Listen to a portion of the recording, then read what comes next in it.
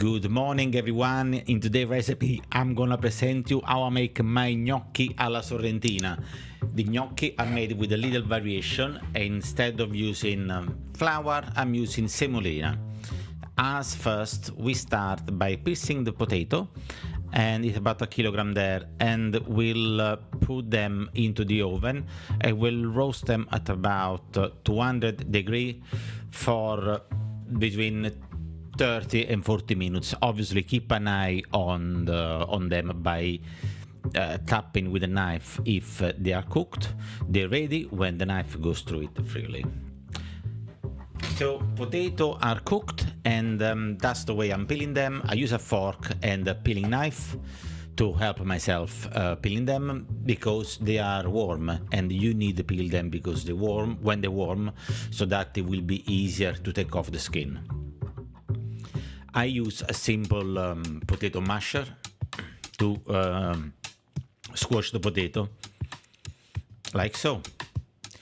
This masher has I've seen better days, so it's time to get replaced, as last time I used it bent a little bit. So it is what it is. Nowadays nothing lasts, nothing. Yes, so that's how we look there. I have already added the egg on the bottom of it and mixed it with the semolina flour. Now I'm adding some seasoning, salt and nutmeg. I'll grate some fresh the nutmeg in it. It gives a bit of more of a nutty flavor, I should say. So now they are ready to be mixed up. I use help myself with a little spatula, and that's the consistency that you want to have your dough. It doesn't have to be gluey. It has to be more of a lumpy, so that you have expelled most of the moisture from it. Now I'll squash it with my hand to make some sausages, like so. Yeah, that's the right consistency. Put that on the side, and then I prepare myself the bench for making the gnocchi itself. I use a chopping board, and I'll put some flour underneath just to avoid the dough to stick on my hand and on the board, otherwise you won't be able to roll them.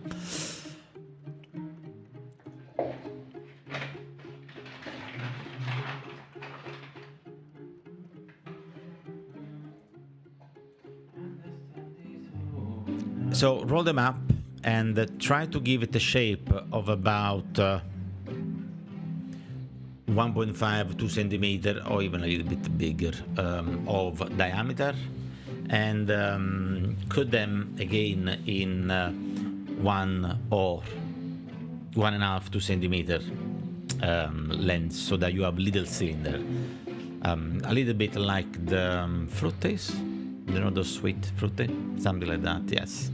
Just a little bit bigger than that. I'm making myself 4 sausages here, and I'm cut them with the spatula, which will allow me to put more at the same time instead of going one by one.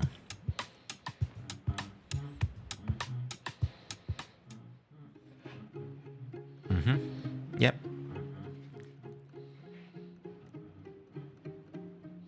There we go. Come on.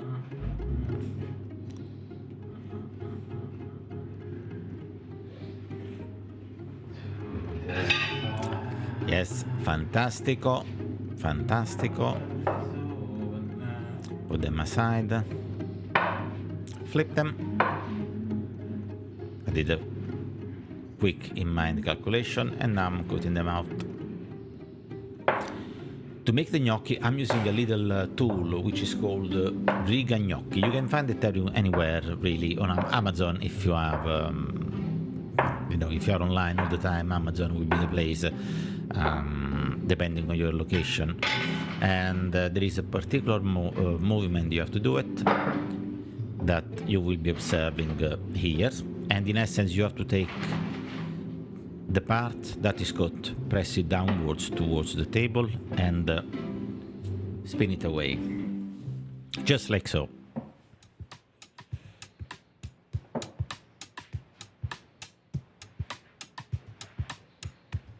There we are. That's how it comes. One more angle. That's the gnocchi done. Yeah, it would be good if you like the content and subscribe, but don't feel pressure, you have to do it. I give it a little bit of shake. And I want to just remind you, please stay until the end, that the ingredient cards are down there. So. Chuck. Hello friends. I'm gonna show right, you now gnocchi are done. We let them rest sauce. for about 30-40 minutes. The base for any type of And what I'm trying to say here there is we are going to make the sauce for the gnocchi while they rest. So is how I make it. See? Yeah, I'm doing the total cover because I didn't realize the battery was flat of the lavalier microphone. So here we go. In a pan, add some olive oil and squash a clove of garlic and make it golden brown and remove it just to leave some flavor and give a balance. I don't tend to leave the garlic for this type of dishes. It's because it becomes too strong. You just need to have a bit of base flavor. And as you see, I'll pick it up with a fork. It's golden brown. And I'll drop tino tomato in. I cover myself with pot lid to avoid splashing because the oil is warm. I use 2 tins of sauce. Again, recipe card is at the end of the video.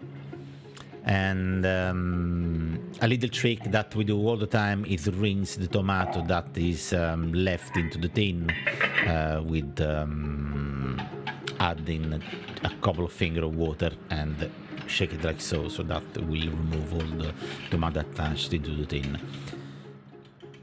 Any tomato tin will do, but please, you eat what you pay for. If you pay a little bit, it's good to tomato and it's not watered down. Here we go. All the tomatoes in, we let it simmer on the side. The gnocchi from... It takes about 20 minutes to cook the tomato or so. Here we have the gnocchi all collected in the plate. They look fantastic today. I made them on purpose that big because I like them to be very chunky. So here we have the tomato sauce changed color, has become a little bit more lighter. I should have put some basil in it, but on that day when I went to the shopping, the basil was not that great, and we'll do without for this instance. But if you want, it'll be a good thing to have it. So it's cooked. We'll put on the side as now, that we need to go and cook the put together our gnocchi alla sorrentina. So we're gonna cook the gnocchi first. Let's see it. Pan on fire, a little bit of oil to avoid sticking them, drop the gnocchi in. Please keep in mind that when you drop the gnocchi, the temperature will drop, so it'll take a little bit of time to rebubble again.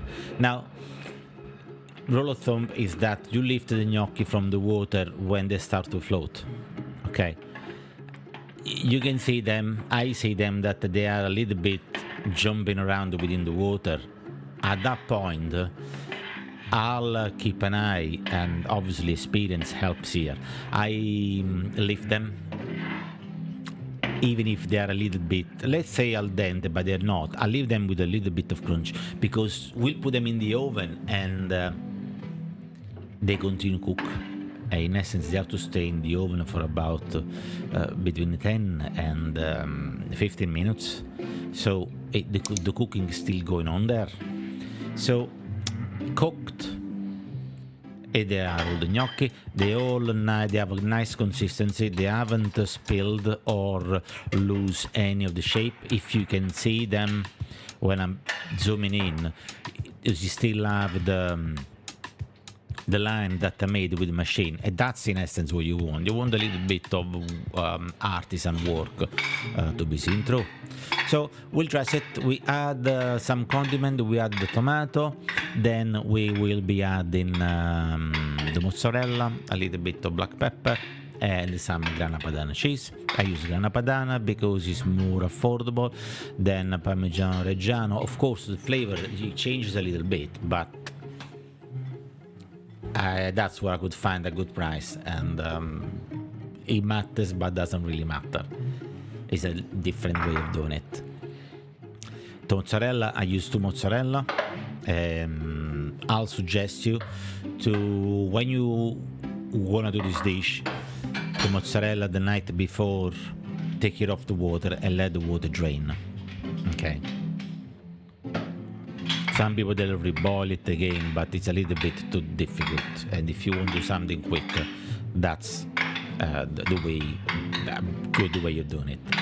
And that's why I'm saying that when we add into the oven, the mozzarella release water, the tomato still has water content in it, and the gnocchi will absorb it all.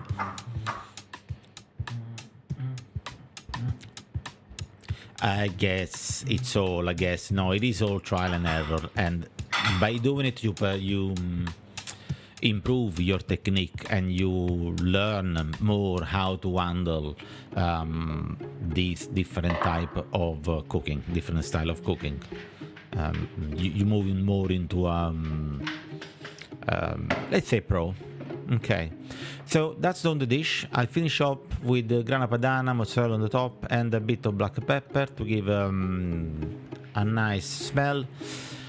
It's gonna be back in the oven static, 180 degree for 10-15 minutes. Keep an eye, obviously.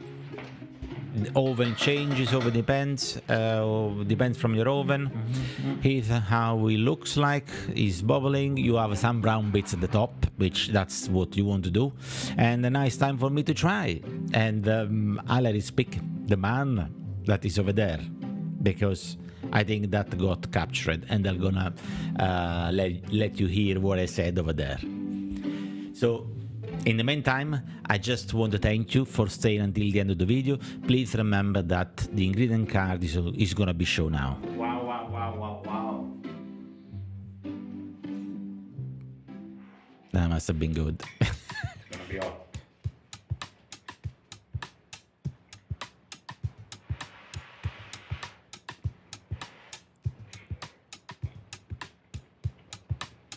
Yeah.